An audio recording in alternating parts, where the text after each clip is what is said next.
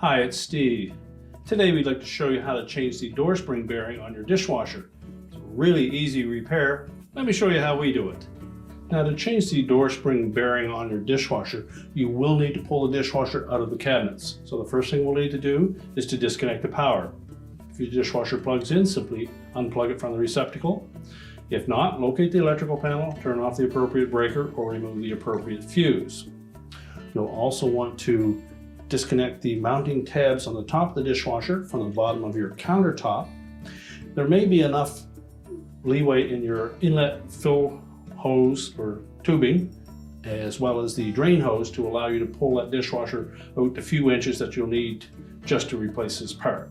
So typically you do not need to disconnect your drain or your inlet water supply. So once we've disconnected it from the countertop, turned off our power, we'll just pull that dishwasher out so we can get at the side.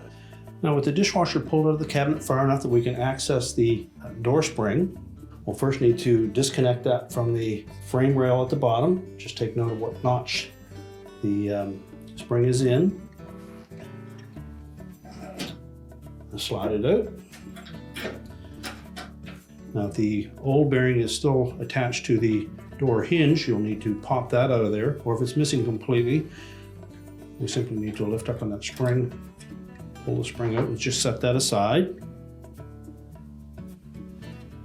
We want to make sure that we insert that bearing so that the flanged edge is on the outside.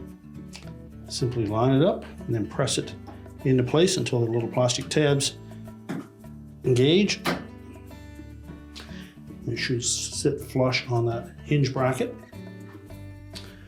We'll then insert the spring into that opening. Make sure it engages that bearing. Then reconnect the bottom to the appropriate hole on that frame. And now we're ready to push the dishwasher back into the cabinets. We're now ready to reconnect the power, and your repair is complete.